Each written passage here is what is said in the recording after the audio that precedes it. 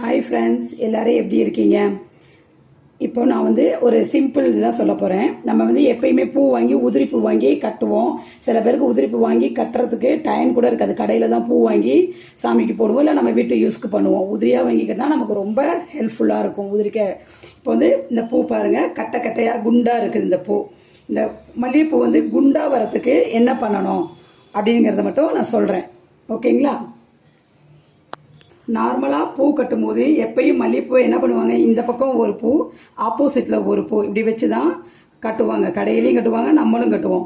அதே சமயம் மல்லிகைப்பூ நல்லா குண்டாக தெரியறதுக்கு, இந்தமாதிரி பந்தாட்டம் தெரியணும்னா ஒரு சைடு 2 பூவும் ஆப்போசிட்டில் ஒரு பூ இப்படி வச்சு கட்டினோம்னா பூ கொஞ்சம் குண்டாக தெரியும், நல்லா பந்து பந்தாக வரும் பூவை கட்டும்போது. அடுத்த சமயம் என்ன பண்ணணும், நெக்ஸ்ட் டைமு கீழே 2 பூவாகவும் மேலே ஒரு பூவாகவும் வச்சு கட்டணும்.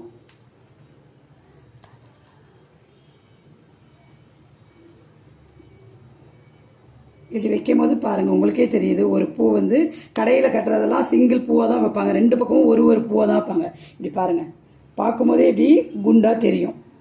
மலரும் போது இன்னும் நல்லா பெருசாக பந்து மாரி தெரியும். அதனால் நம்ம எப்பயுமே சிங்கிளாக தான் வைப்போம். சிங்கிளாக ஏன்னா மல்லிகைப்பூ ஒன்று ஒன்றா வச்சு தான் கையில் கட்டி நிற்காது, நிறைய பேர் உதுந்துரும், நெருக்கி கட்ட வராது. மல்லிகைப்பூ, ஜாதிப்பூ, முல்லைப்பூலாம் லென்த்தாக காம்பு இருக்கனால அதை 2 வச்சு 3 கூட வச்சு கட்டுவாங்க. நல்லா கட்டையாக அப்படி வரும், மாலை மாரி கட்டின மாதிரி இருக்கும் ஜாதிப்பூ முல்லைப்பூலாம் பார்த்தா. ஆனால் மல்லிகைப்பூ அப்படி தெரியாது, ஊசியில் கொத்தா மட்டும்தான் குண்டு குண்டுன்னு தெரியும், சுற்றி வச்சு 6, 8ன்னு வச்சு கட்டும் போது.